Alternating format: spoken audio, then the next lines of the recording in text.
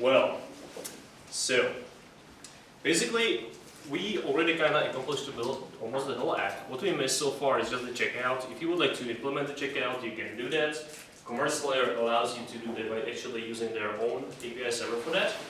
But otherwise, our app is pretty straightforward in terms of all the features, and what is missing actually is some like really cool stuff around it. So that's why for today's lessons we are focusing on functional programming and later on some HOCs, render props, and React groups in the end. Please welcome Peter. Peter will tell you some stuff about functional programming. Yes. Thank you. So first of all, I will try to move this into place. So let me make sure this works. Can you see stuff on the screen? Halfway. Yeah. Okay. Is it there full way? Halfway there. Still halfway. Okay. Let me.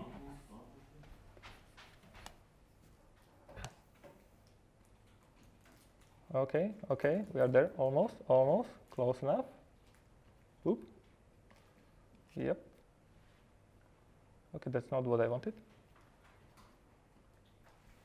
Let's go into here.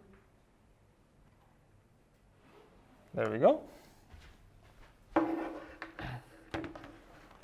Let's see if the clicker works. Okay. And let's start recording because otherwise I will forget. Hopefully it's recording that screen. So first of all, thank you, Danny, for a nice introduction. I will be talking to you about functional programming.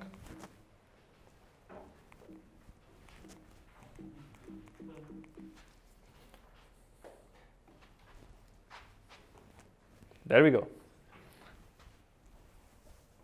So I will be talking to you about functional programming. First of all, I would like to introduce the cool sheen, which is this pusheen. And contrary to popular belief, which you may not understand, this is actually the most important slide of the whole presentation. You probably don't believe me right now, but in reality, this will give you the most information out of all the slides that will come. So, first of all, I would like to tell you what the homework is. Usually, we tell it at the end of the presentation, but I would like to mention it at the beginning, due to that, you can now start thinking about what the homework will be in this. So that throughout the whole presentation, whenever you get some piece of new information, you can think, oh, okay, I can implement this in here, this place, or I can implement this to simplify that, etc., etc. So, first of all, what is programming? Can anyone tell me what is programming? I suspect a lot of you are programmers. Who is not a programmer or who does not think they are a programmer? Okay, 1, 2, okay, good.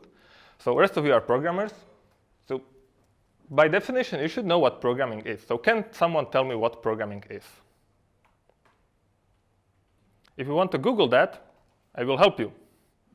The definition by Google is the process of writing computer programs, which is pretty self-explanatory, except it's not. So instead, I will give you what I consider the definition of programming. For me, programming is changing data from one shape into another shape. So let me explain further. Whenever you have whatever input, whether it's some hard-coded variable in your code, or it's some API call, or whatever, and you want to change it into some other shape, whether it's some other API call in the server case, or render it to as a web page, in our case, it's manipulating of data. You take some form of data, run it through an algorithm, and that outputs another data. In our case, it outputs a really nice eShop on the web page. So, and we can follow up with the nice quote, bad programmers worry about the code, good programmers worry about the data structure and their relationship. In my career as a programmer, I noticed that a lot of people really do care about what code they write instead of what the code does. So my goal, and for this presentation, is to try to change your mindset, or at least plant the seed of doubt and make you consider not how you write the code, but instead what you are trying to accomplish by writing the code. Hopefully it becomes more clear at the end of the presentation. Speaking of, the ratio of time spent reading code versus writing is well over 10:1, therefore making it easy to read the code makes it easy to write. So here we get into the whole code spaghetti, etc., that you may have heard about, where if you have a really shitty code base, let's call it that, it's hard to navigate, and when you need to do even the smallest change, then it can become an elaborate task that takes several hours just to do a really small change when your code is rather complex or written in a bad way. I mostly noticed that in writing in an imperative languages such as C or C++, which is basically C on steroids, people tend to write a really code that does what they want and really care about how the code executes specific calls, how it manipulates different variables, how it changes memory, etc., etc. And it can be pretty daunting as when the new developer approaches that code base and wants to do some change, to really go there and build this whole mental model of how the code works, go through different files, connect things together, etc., just to figure out how to make the small code change without crashing the whole app. So we also saw that with the surge of object-oriented programming, which pretty much helped for the companies to hire junior developers, because in object-oriented programming, you basically create these nice little objects, which are encapsulation of data, and that helps create small sandboxes for every developer to basically do whatever they want in there.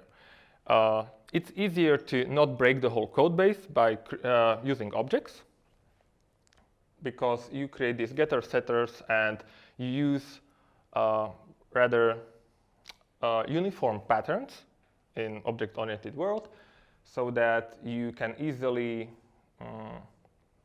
jump into another code base and understand what is happening. Functional programming approaches this in a different way.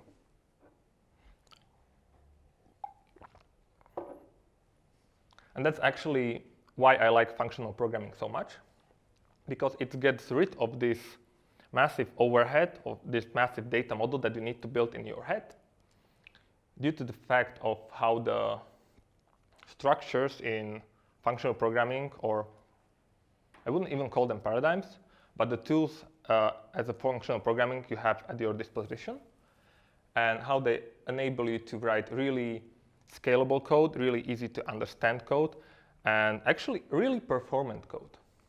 So first tool that you have as a functional programmer is pure function. So pure functions are useful not because of what they can do, but because of what they cannot do. Can somebody tell me what that means? How do you understand what is written there? That if we focus on writing pure functions, Yes. while we are writing some small function, we make sure that it's pure, then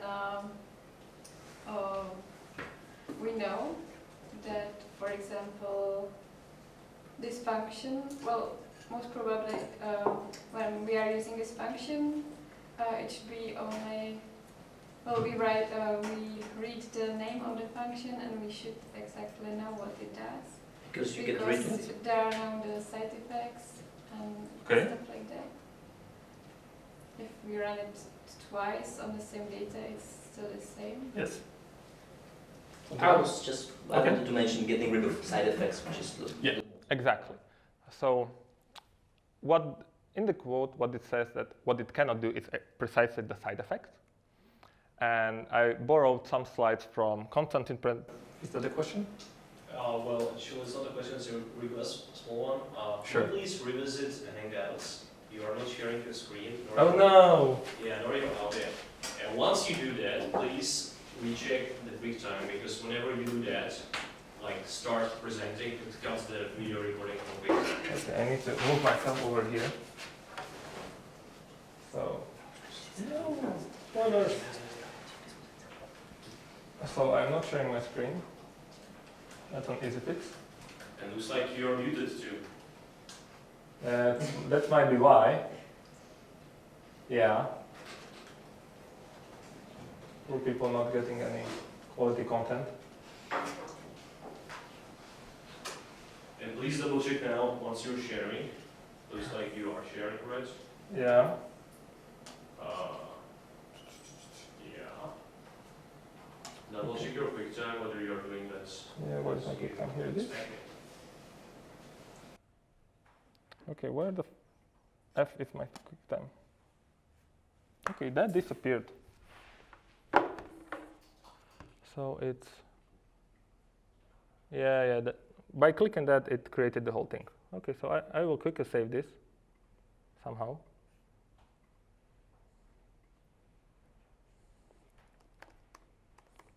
Whatever.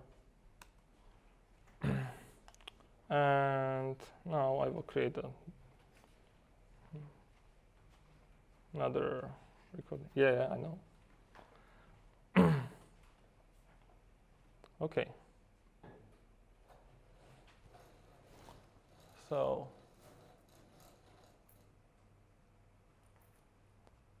all the spoilers.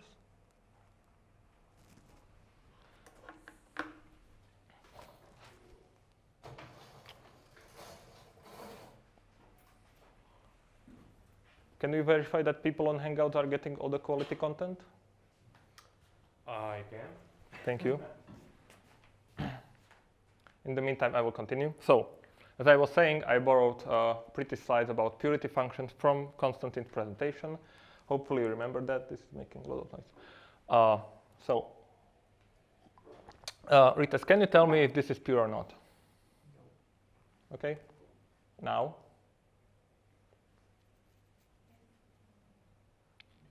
Yes, okay. Now? Good. Good. How about now? Good. So basically, pure functions have no side effects. They're extremely important in functional programming.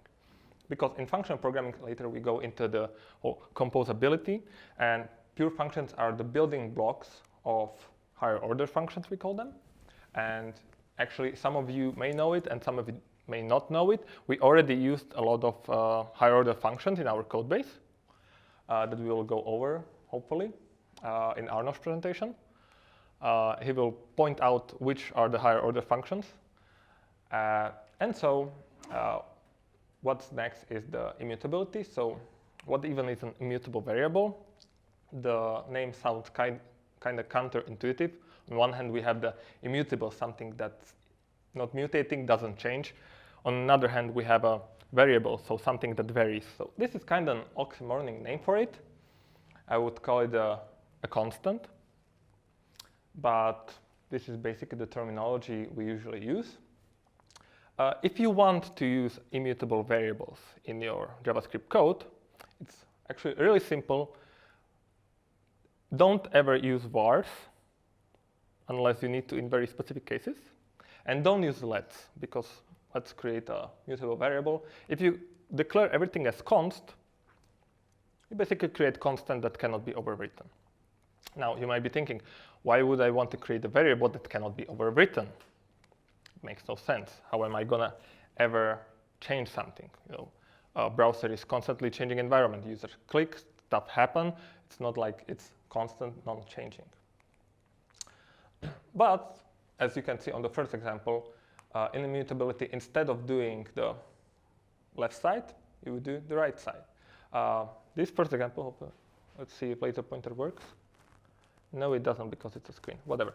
So in the first example, you see that we are changing the value of x or incrementing it by x++, and that's changing a mutable variable. If you have a constant x, the JavaScript compiler won't allow you to do that at all. So the equivalent of writing x+1 would be creating a new variable that has the value of x plus 1. Again, as with arrays, you shouldn't do array push. Instead, you destructure an array and you spread an array and you append a new element. Same with unshift. You don't just overwrite a prop in the object. You again spread it and then overwrite, and you don't delete anything. You can you can take the new object and use that. So here we're going into the composability, and that's another very key factor of a functional programming. I didn't find a good composability code, so you get the picture of Legos. Hopefully that's fine for you. And composability is a super important topic because that allows us to reuse a lot of code. That allows us to not fall into the object-oriented trap of using patterns just so we can navigate through the code. And it really speeds up the development on one hand, and on the other hand, it also allows you to, as I said, reusability, reuse parts of your code in multiple aspects. Furthermore, it will be shown in the code examples that follow. So, are there any questions so far? No questions. Well, I either explained everything perfectly or explained it so much that you are so confused that you don't know what to ask. I believe it's the latter. So, I would like to show you some examples of, well, let's see how this will work. Nope. Can I unmirror the thing?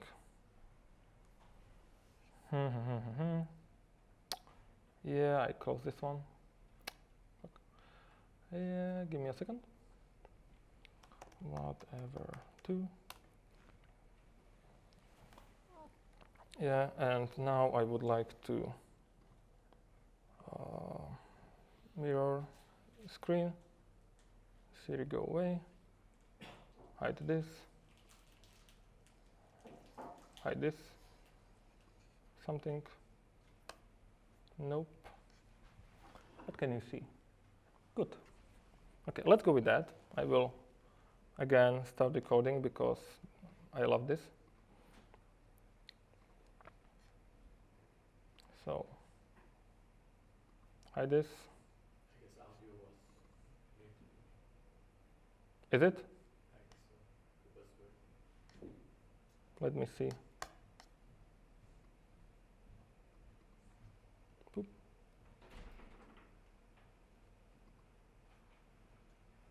Okay. Oh no, sorry. Okay. Yeah, let's open this one since we already have it. So I created this really amazing file in observable notebooks. Is anyone familiar with observable notebooks? No, not at all. Okay, so this will be shared to you at the end of the presentation, and it goes into further detail of basically everything I talked about. So I will just quickly run over. So you see it has some code examples as well. But instead of going through all of that, I created a light version, which basically has only the code. And can you see that well? I will make it a bit bigger. Can you see that well? Yeah, cool. So, first of all, observable notebooks are really amazing. Just a super quick introduction. What they do is that allow me to write a flavor of JavaScript, let's say. So I can write something like x equals 5, and that's pretty much it. And when I press Shift-Enter, it shows me that, okay, this variable executes, and now I can reference this variable here. So I can go x plus 4 and execute it. It shows the output as 9. Pretty straightforward. So when I define a function here as a sum, this is a function that's basically a sum. It takes 2 parameters. It returns their sum. And then I can call the function here with sum 10 and 2. It returns 12. If I change this to, let's say, 5, it returns as 15. Pretty straightforward. So this is basically the pure function. We'll be working with pure functions in this whole notebook, just so you can see the power of the pure function. It makes no sense to demonstrate pure function on its own because it doesn't do anything. It just accepts parameters and returns a value. So now, for the task of immutability, I have defined some arrays on object. This is again the same example as I showed you before. Here you can see that I defined a constant x equals 1. If I try to do something like x plus plus, it will complain that, okay, you cannot do plus plus because it's a constant. Same with const y equals, x equals x plus y plus 1. Again, you are assigning to constant variable. So in an immutable world, you do something like this. And this kind of makes no sense because usually you are not defining a variable just to use it just to overwrite it in a next line. But it's a very important thing that we need to consider once we go into more advanced patterns in the functional programming. And here you can see that we are using the old array to spread it here. If we add like 6 here, it updates here. And we don't use the array push, because if we did the array push, yeah, let's create it here. Copy. This returns a value of 5. Thankfully, observable notebook considers all of the variables as immutable and creates a new copy. So even if I now push into here, it created a new array that is output here. It pushed into a new array, basically, and here we get the result of the new length of the array because that's what is returned by the push function. And here do it in prepending way, etc., etc. And now we get to the important part, which is the composability and currying. As I was saying, we have a basic paradigm of higher order functions in functional programming. In functional programming, functions are first-class citizens, which basically mean you can pass them as variables into another function, or you can return them from another function. Here we can see that the function pass10, what it does is a function that accepts a function, and as the first argument it will pass the number 10, and the second argument will be passed here. So if now we use a function pass10 and pass it the sum function, which is just a plus b, it will pass in the value 10, and then as the second argument it will pass the number 5. And we can see that in function programming, as we have a pure function here, this pure function is reusable. So we can take this and basically reuse it in all of these use cases without the worry that this will modify some side effects somewhere else in the code. Then we can talk about currying. Currying basically, in a very simple terms, mean passing one argument at a time into the function until the function gets all the argument, after which it evaluates the body of the function. So if we create a carried version of the sum function and all the other mathematical functions that we have, we basically accept an argument a and return a function that accepts an argument b and returns the calculation of a plus b. You may remember that something similar we did with the middlewares in Redux, where it takes the state, then it takes the next, then it takes action, I believe in that order, and then it executes. So it's a very similar pattern, actually the very same pattern. So why do we want to have this carried function? Now, if we want to have the sum, basically the same as we had here,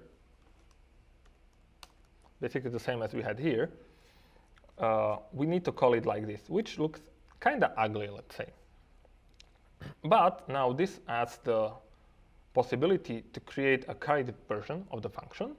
Like here, we have a carried sum, and we pass in the 5, and we now created the add5 function, which we can again reuse and get the appropriate responses.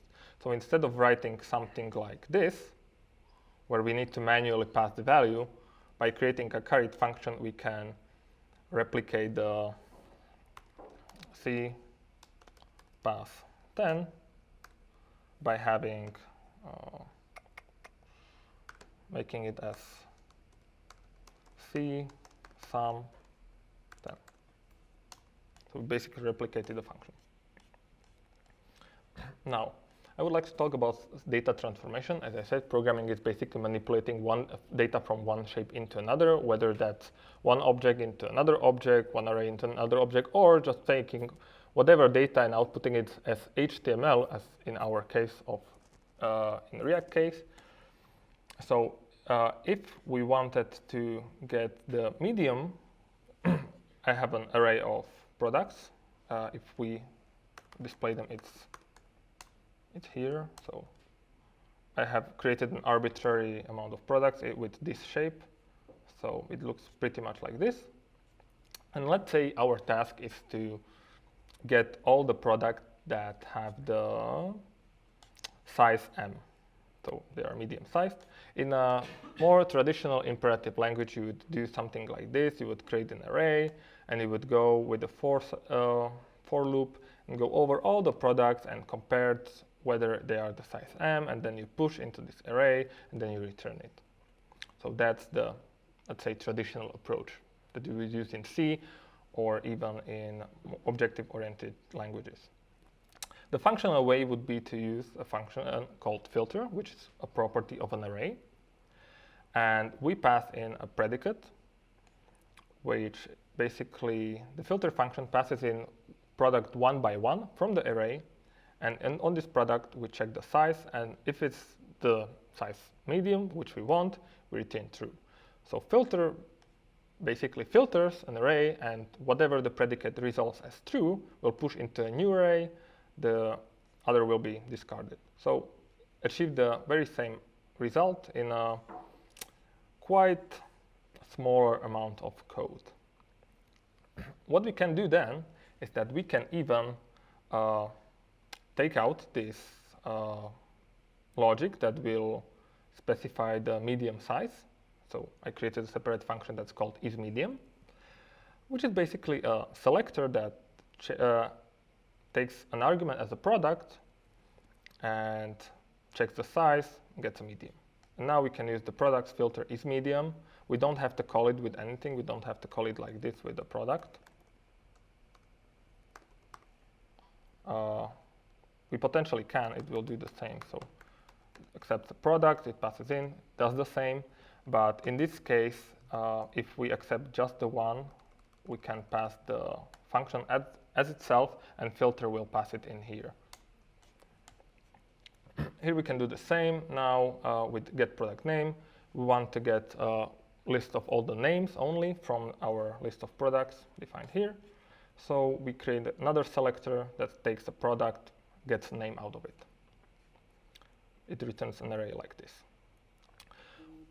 What we can do then, and get to the reusability part, is that we can, instead of having a product here, we can go over and destructure the name out of whatever object is passed into, and then return just the name.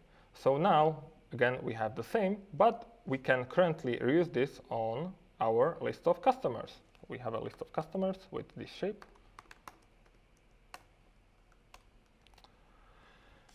It's a smaller list of customers, but we can reuse the getName function and use it here. Now it puts out a list of customers. So let's get into a more proper example where we want to have IDs as keys, and we have IDs as keys, and the value of each will be this. We'll get into that kind of here. So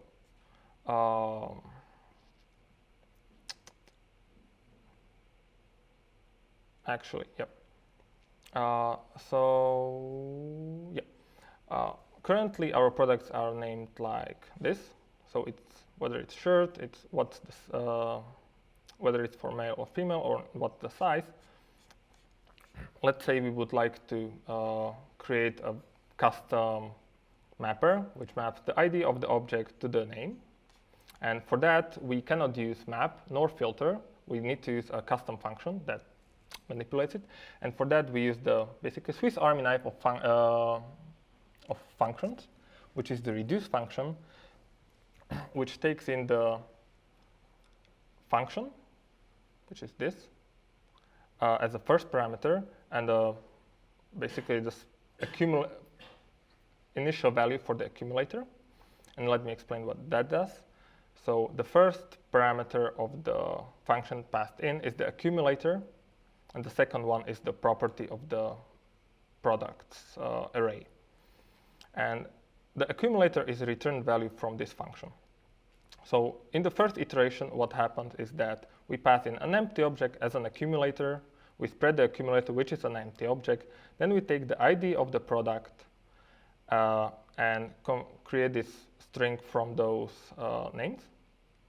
And we return that as a new object. Then on the second iteration, this new object gets passed into this accumulator, and the whole cycle repeats until we run out of objects. The moment you understand the reduce function, you can do basically anything in the functional programming world, because it's so powerful. Next up, I would like to talk a bit about Lambda library. We mentioned that on previous talk, I believe in Konstantin's talk. And it's a library that we like a lot. It's a helper library similar to Lodash. Who knows Lodash here? Yeah, okay, cool. So Lodash is not really functional, let's say. There is a different variation of Lodash called Lodash FP, which applies these functional patterns into it.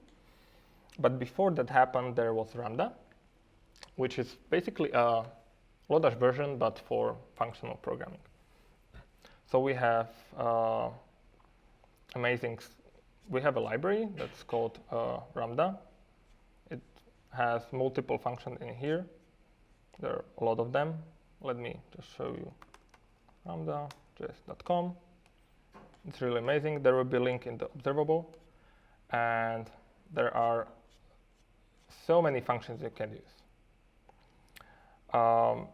It's not expected for me to know all of them. Like, I know less than 10% of what this does, but it's really nice to use, even with a smaller subset. And if you need a bigger subset, there is always which function to use? Lambda. Which function should I use?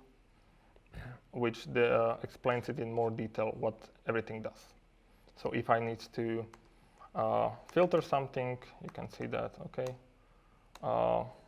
Select keys based on custom logic, or select values based on custom logic. This is the filter function, which redirects you back here. So let me get back to the example here. One, for example, function is the prop name, which basically does the same thing as we had here with the get name. Currently, we had to write it manually, so it accepts something, takes the name, returns the name, or in our case, it was similar to this. With Lambda, we can just access it as prop name. So if I go currently into the prop documentation, see that it returns a function that when supplied an object returns the indicated property of that object if it exists. So what you can see right now is that this our getName is a function. And this function accepts an object to be passed into this. So if I currently use the rmap, which is the same as the regular map on an array, I can pass in the getName, which is here, and then I can pass it the array of the customers, and this outputs the same name array of the name of the customers. So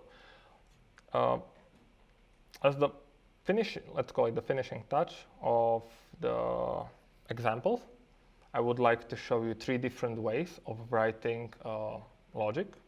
In this case, what we are going to do is that we want to create an object with the customer names, with all customer names in an array in capitals as keys, and the value of that property will be an array of names of products that they can wear based on their sex and size. So in an imperative way, what we would do is that we would create a basic object, then we would iterate over all of this, all of the customer length. We would take all the values from the specific customer, then create another array of product names, iterate over all the products, check whether the size and the sex is the same, then we would push into this array, then we would create the uppercase, add it here, and then return it. This is a traditional approach, kind of simple to follow, because you just go one by one what is happening, but at the same time it introduces a lot of mutation, and when there is an error, you can only guess what happens. This is a very simple example where we just take stuff, compare them, and push it into array. But if you have something like an array of calls and you are calling different functions with side effects, suddenly if some value has a different value than you expect, which is a bug, you can now go and check every single place where that value was touched and changed, because you don't really know what changed the value, what happened. You need to go into the debugger, go through all of the calls. Hopefully you can find it. It takes a lot of time. In the immutable world, when the variable is immutable, you don't have to check all the places where the variable was touched, mostly because there is only one place where the variable could have been assigned, since it's immutable, and you just go into that one place which assigned the variable and you debug that thing. So you can easily spot where the errors are happening. So now the functional example of the same logic would look like this. It introduces all the reduce, filter, and map that we went over before. Now we have a reducer because we want to get a custom object, like in this case.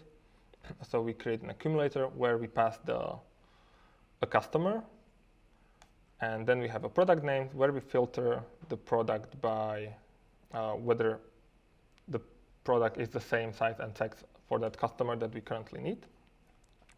And then the output of that, we extract the name of that product. And then we uppercase the name of the customer and add the product names, which is this array that we created. Here, everything is immutable.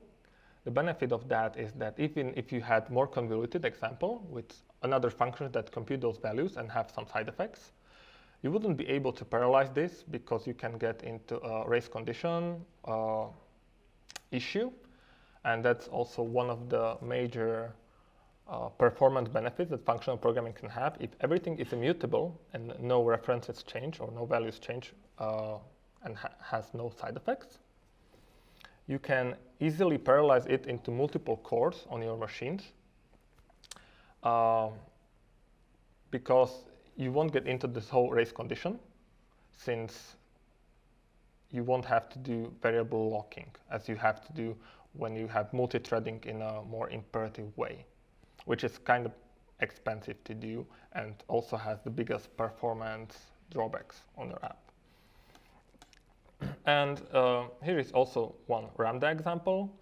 This can look a little bit daunting, but what I basically did is I extracted this into util functions, which can be reused in a lot of places. So I can extract sex size from an object of both the customer and both the product, because they have the same shape, they have the variable sex and size. So as you can see, I'm comparing the same sex size between two objects, one of which is a customer, one of which is a product. So I am reusing that function. And then I am filtering the products, having the carried function of end products and customers, which I am reusing here. And instead of calling it with different products over and over again, I just create one carried version for these products, and then I just use only this function. And here, basically the whole logic of this function is hidden in here. And that's quite a reduction for all of this. So which approach would you choose? It depends. Usually I go with the functional approach, which looks like this. But then if I need some more usability or more utilities, then I will go with Lambda. Some very nice examples are like the Lambda omit. Let's go with that. And what this does is returns a partial copy of an object omitting the keys specified. This is really nice in the example that we had, where we were removing objects from cart, and some of you were using the delete keyword to remove something from an object, but that's mutating the object, and it may lead to some bugs due to how React handles the reference in props. So a better way would be to use the Lambda omit function, where you take the state and you omit the ID of the product that you want to delete, and it returns the object without that property. It's a rather simple way than just going there and creating the object from scratch or creating a new slice of an object, then deleting that and then passing that back. So it simplifies stuff in some ways. It's really nice utility built function. And the more you use it, the more functions you use from the Lambda library, the better you get in composing them together and creating some really amazing stuff with it. On the other hand, it's better to not get into the real big Lambda craze, where I saw people combining more than 15 Lambda functions together, and then it can get a bit cluttered and not readable.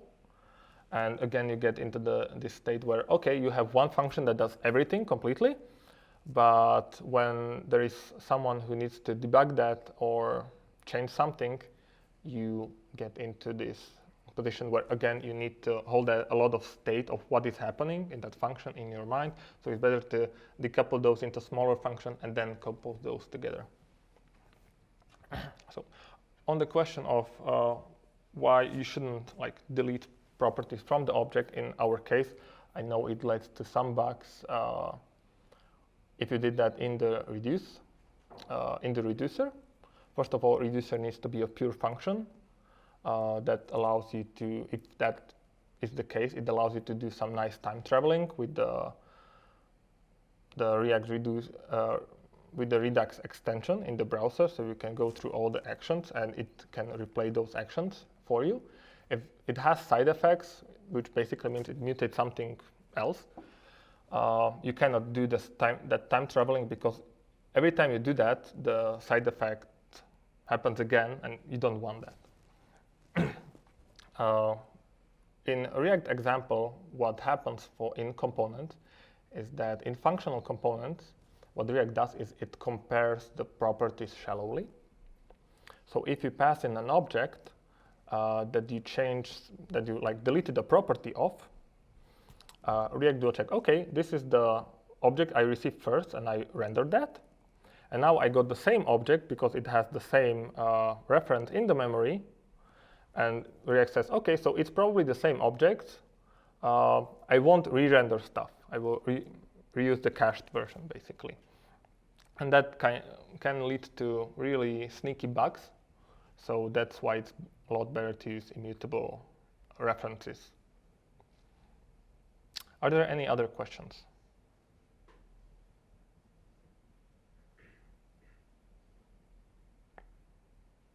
Well, if no, then I think that's it.